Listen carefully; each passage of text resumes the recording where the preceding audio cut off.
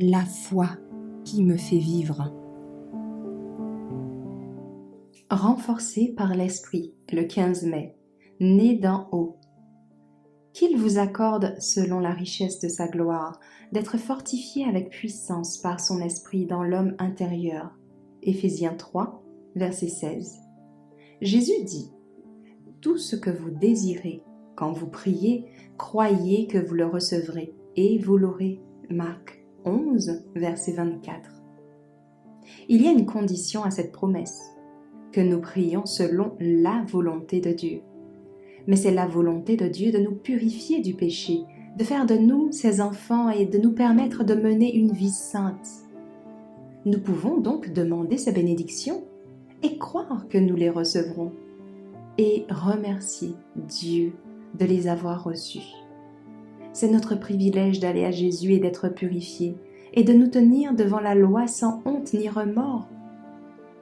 Par ce simple acte de croire en Dieu, le Saint-Esprit a engendré une nouvelle vie dans votre cœur.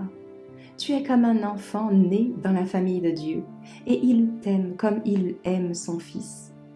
Maintenant que tu t'es donné à Jésus, ne recule pas, ne t'éloigne pas de lui, mais dis jour après jour : je suis au Christ, je me suis donné à lui. Et demande-lui de te donner son Saint-Esprit et de te garder par sa grâce. De même que c'est en vous donnant à Dieu, en le croyant, que vous devenez son enfant, de même vous devez vivre en lui. L'apôtre dit : comme vous avez donc reçu le Christ, Jésus le Seigneur, marchez en lui. Colossiens 2, verset 3. Certains semblent penser qu'ils doivent être en probation et prouver au Seigneur qu'ils sont formés avant de pouvoir prétendre à sa bénédiction. Mais ils peuvent réclamer la bénédiction de Dieu dès maintenant.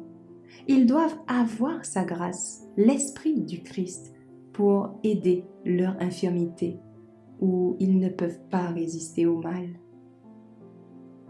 L'Esprit fournit la force qui soutient les âmes qui luttent dans toutes les situations d'urgence, au milieu de la haine du monde et de la prise de conscience de leurs propres échecs et erreurs. Dans la tristesse et l'affliction, lorsque les perspectives semblent sombres et l'avenir perplexe, et que nous nous sentons impuissants et seuls, ce sont les moments où, en réponse à la prière de la foi, le Saint-Esprit apporte le réconfort au cœur.